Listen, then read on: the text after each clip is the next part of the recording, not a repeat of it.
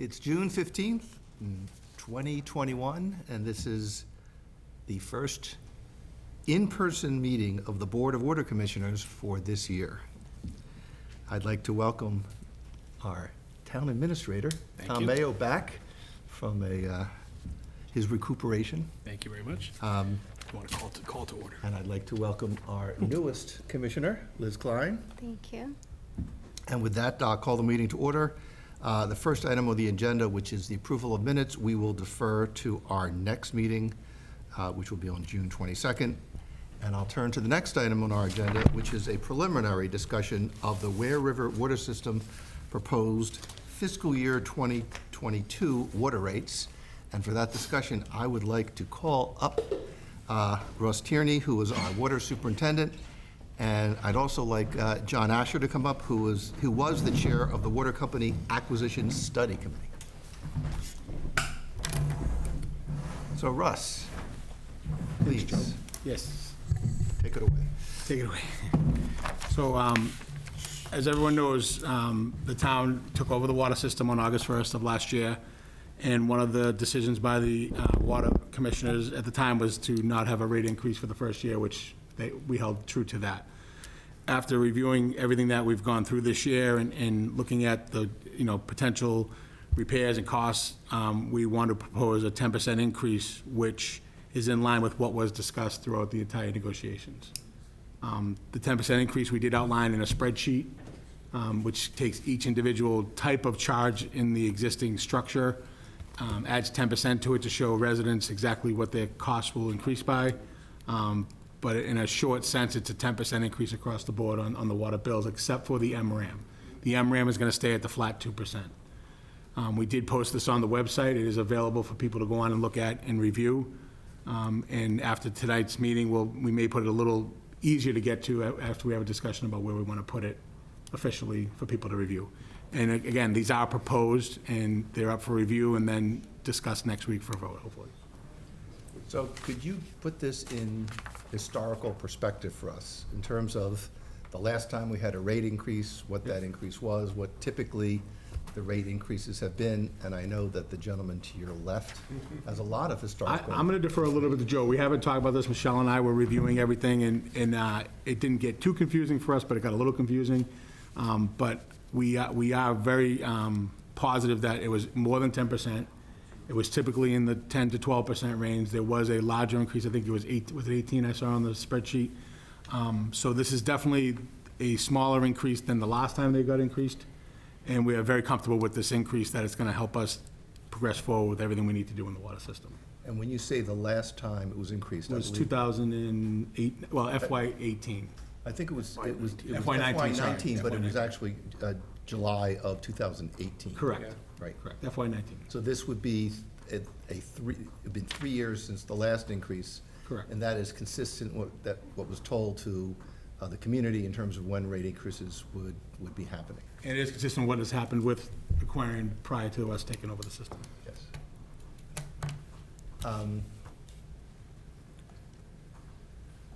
Can either of you help benchmark this in terms of the basis for the increase relative to costs, relative to our projections, where we thought we would be versus where we are, and assure us that this rate increase is in fact consistent with what projections were when we first acquired the water company? Why don't I start? I'll do the history part. You got it. Okay. In terms of benchmarking, Joe, the model that Ed Siegfried and I developed back a long time ago, 2012, basically assumed a 10% increase every 3 years, which was actually less than the average increases that Aquarian had applied in Massachusetts, New Hampshire, basically in New England. As Russ just said, the commitment was that we would stick to that until there were a detailed cost of service study and a billing analysis that is still ongoing. So I would agree with the water commissioners if they determined that 10% was appropriate, just because there's more data yet to be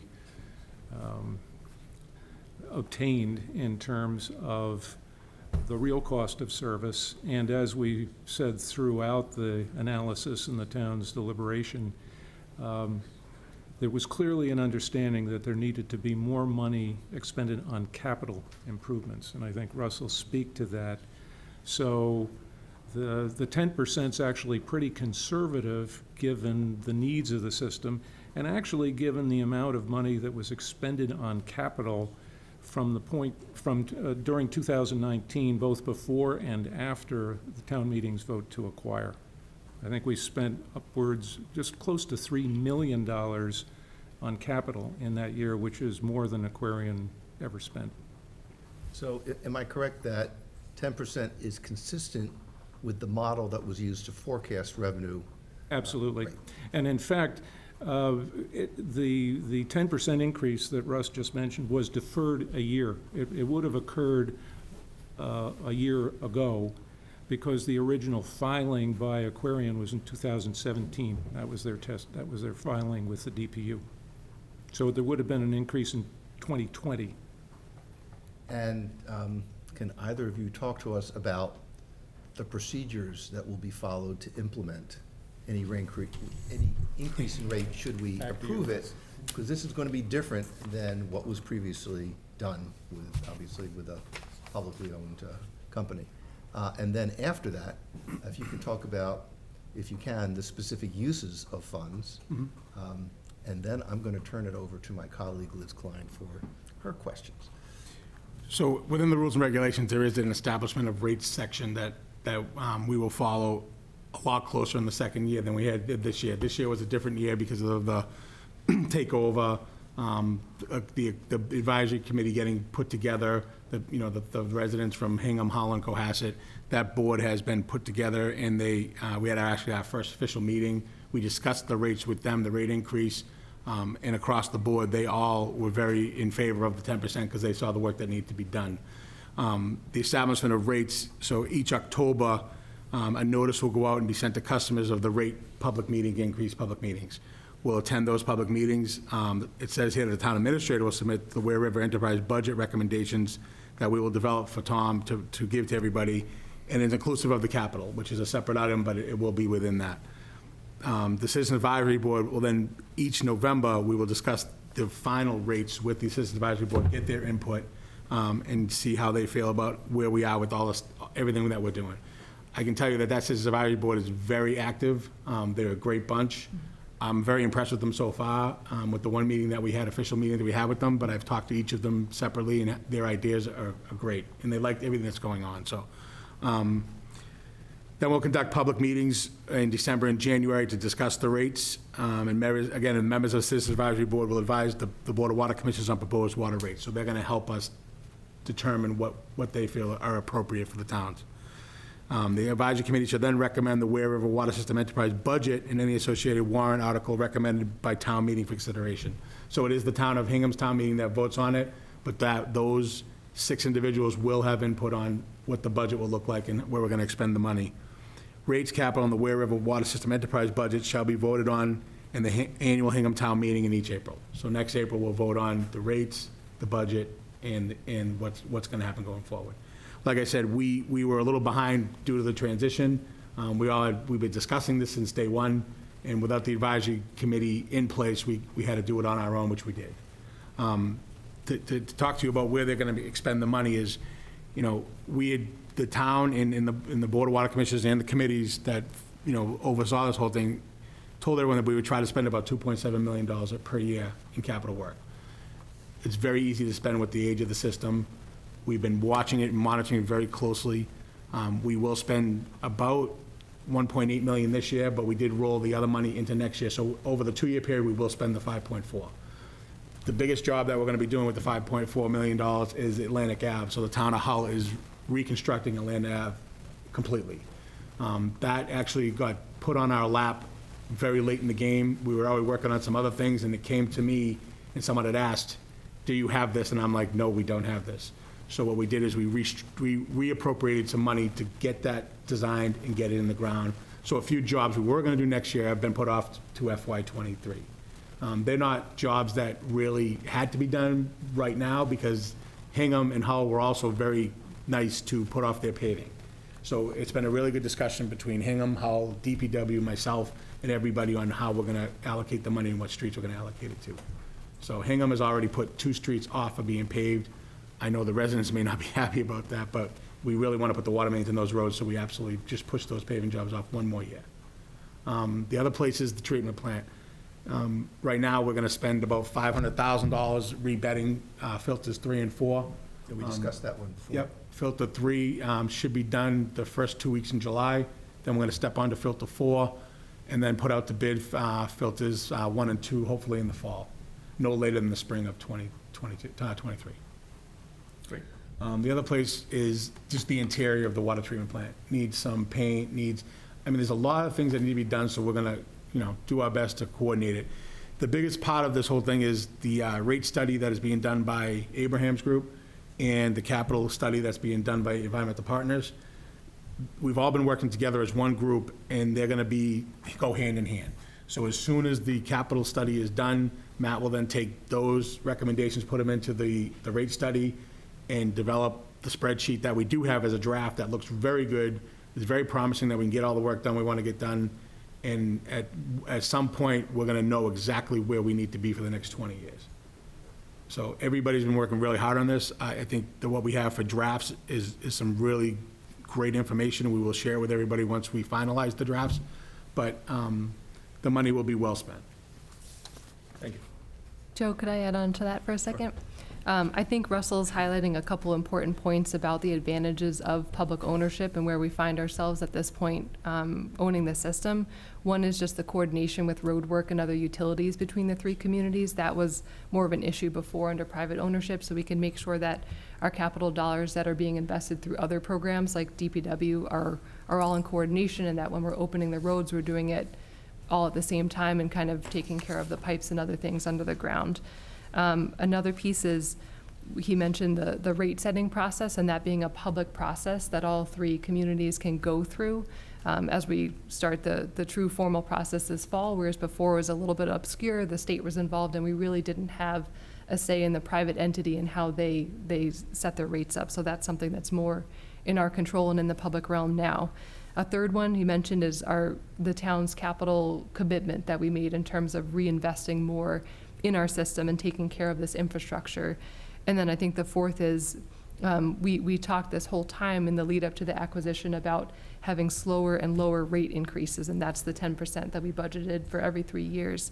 So I think all of those combined are kind of showing that it's also important to note that this is an enterprise fund, so we have to raise enough revenue to be able to take care of our expenditures and operations, and all of the projections that we put together so far based on the data that's available are doing that. So this isn't something that's falling on taxpayers. It's really the ratepayers of the 3 communities that we're making sure we're raising appropriate revenue to make sure we're taking care of the system.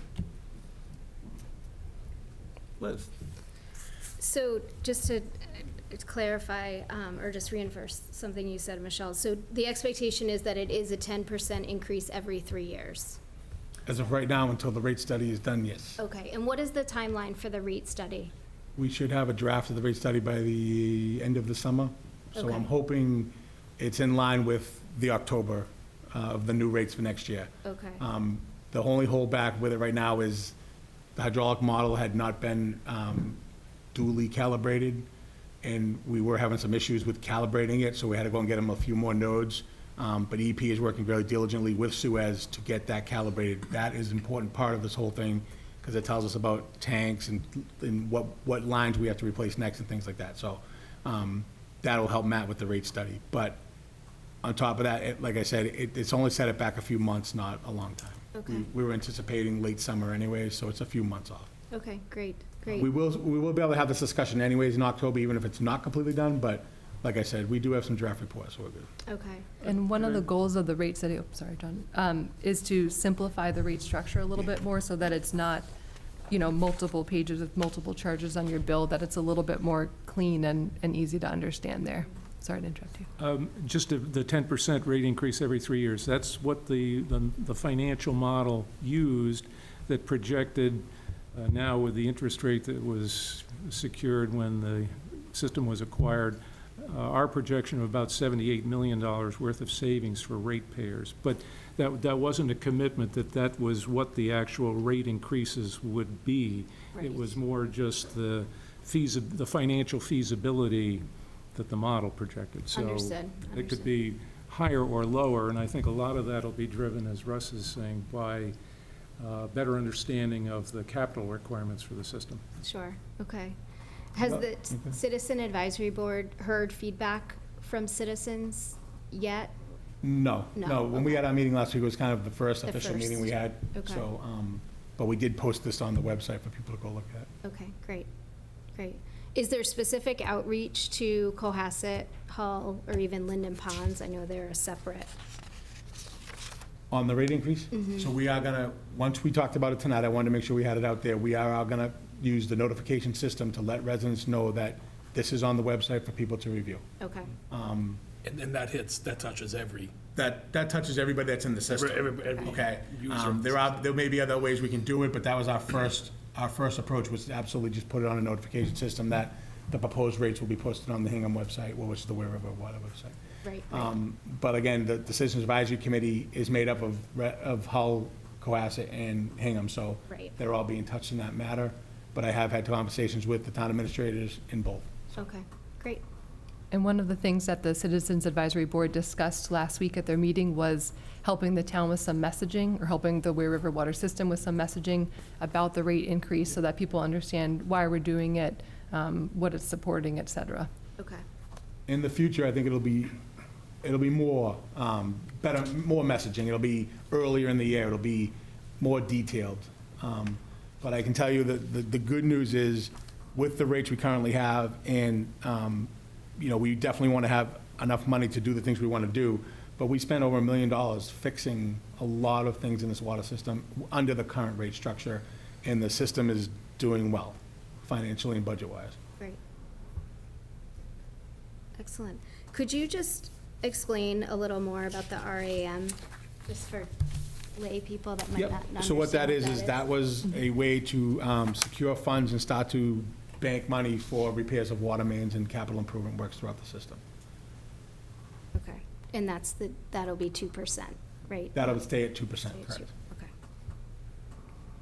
Great. So one thing that's sort of implicit, I want to make it explicit, is that the rates are the same for all three towns.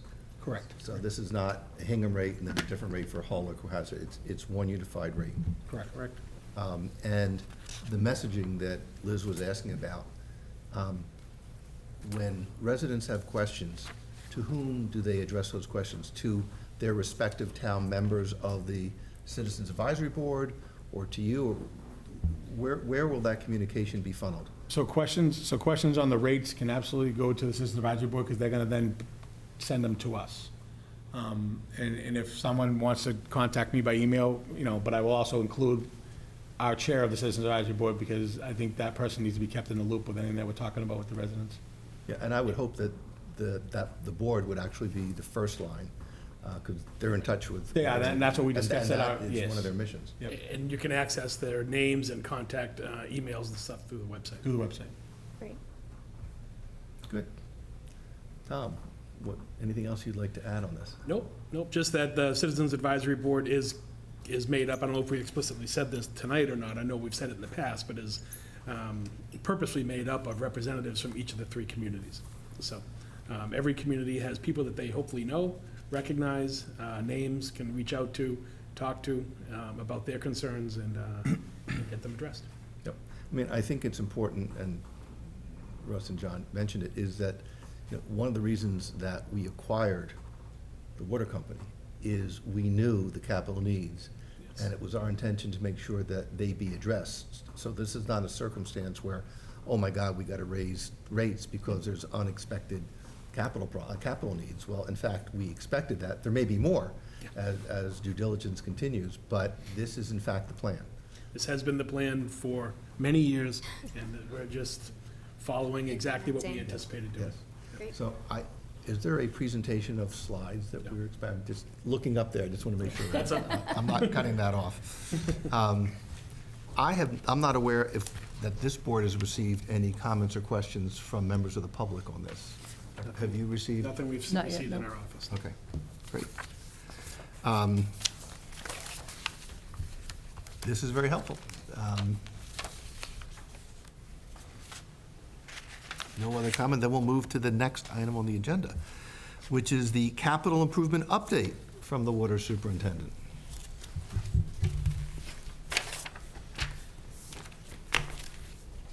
Which is clearly related to the prior item we just discussed. So at this time, so Beulah Road, Beulah Place, and Forget Me Not Lane, those two jobs, 3 streets have been completed. We have a few little small closeout items to finish out on those jobs, including a little bit of more looming and seeding, which I'm going to go look at tomorrow. One thing that I would love to tell residents, and since we're on camera, is that when we do a job like this and we plant the seed and we refurbish everything, that we really would, if you could water it, that would help us. One thing we don't do is go back and water it so it won't germinate. So we have no problem putting down the lumen seed, but if you could water it so that it starts to germinate itself. I think that's what happened to a few of these places, so we're going to take care of it, though. Can you arrange for rainfall as well? I can do the dance. I do it every once in a while. Well, I've been doing a lot of dancing lately. Do it on odd, even days. Yeah, on uneven days. We had planned on a few additional mains on Wampatuck Road and Downing Street. We did have to push those back a few months, like I said, because of Atlantic Ave. As of right now, they will hit the street on June 20th. Well, the announcements will go out. The bid documents will be available on June 30th with some bid opening dates 2 weeks after that. Once we get the contractors in place, we're hoping to start construction early to mid-August. We will start on Atlantic Ave, get that completed, then move over to Downing Street so that Hingham can pave Downing Street, and then move over to Wampatuck. The other things that you won't see is the filter changeouts are on schedule and the Acrid Pond intake. So I am looking at that, see how we do this year. I would really like to get it done in the next fiscal year, but again, as things take priority, we may have to push it off a little bit. But as long as the pond stays full and we get enough rain, we won't have an issue with the intake the way it is right now. If the pond starts to drop a little bit, then we may have to address that a little quicker than we want to. But I do have that in the budget for the FY '22. And again, the surplus, if you look at the budget for next year, I think is that on the agenda though? The budget for next year? I think you did put it on the agenda. Did you? Or was that capital budget? So the actual budget for next year, that's fine, but the actual budget for next year does have a surplus with a 10% increase. And I think it's good to have that surplus, especially when we're going through some droughts in these days. Droughts are not only bad for the drinking water, but it's also cuts on our revenue. So to have a little bit of a surplus is good so we can continue on with all the projects that we want to do. So that's all I have for capital work. Liz, any questions? I don't have any questions. I know you explained the Accord Pond intake project when we went and looked at it. On our tour. On the tour, on one of the tours. So, yeah, that'll be interesting. So if I can ask other questions about the Weir River. There are water restrictions that have been announced, and the public generally likes to hear at these meetings. Yep. How long they're going to continue, where do they find out, about what's going on in terms of, when they can water. So it'd be helpful if you could inform us. So currently, we're on water conservation, which is the first step, which is odd even watering. It's posted on the website. I did tell everybody that it would probably run through the month of June, so we can get a look Right. at the pond and see how things are going. So as of right now, Acrid Pond is holding out very well. Fulling Mill, we just installed a brand-new VFD, so we do have that other well back up and running, which helps to alleviate some of the pressure off Acrid Pond. We don't like, Acrid Pond is our main source in the summertime, but if we can lean off it a little bit, we like to keep the water in the pond. But again, we'll stay with that for this first month to see how the rainfall comes. So everyone knows, we compared rainfall from last year to this year for the month of May, and we were actually half the amount of rain in May this year than we were last year. Oh, really? So that's when I decided to go with the conservation. We want to stay ahead of it instead of getting behind it, because the last thing we want to do is, the water bans are really hard. it's very hard to put in place, and we don't really want to do it if we don't have to. So we're going to monitor everything. But definitely through the month of June, and then we'll make a decision. And one other question, now that the governor has lifted the COVID restrictions, has that changed operations at the plant, or have you been smooth all along?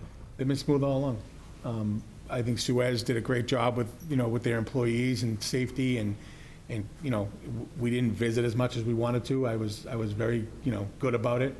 But now that it's open again, I'm gonna start going back twice a week. I'll be over the plant. But they did a really good job. They really did with their protocols and everything else to try and keep everybody safe, and it worked. It's not just them, it's also you. You've done a great Well, thank job. you. So thank you for No problem. all your work here. Any other No questions? questions, thank you. Michelle? Nope. Tom? Nope, I'm good, thank you. So I see no members of the public here, so I don't think we're going to have members of the public commenting. So with that, I believe our next meeting will be June 22nd, where we continue the discussion on rates. And I will now accept a motion to adjourn. Make a motion to adjourn. Second, all in favor? Liz? Aye. Joe Fisher, aye. We are adjourned. Thank you. Thanks, guys. Thank you. You mentioned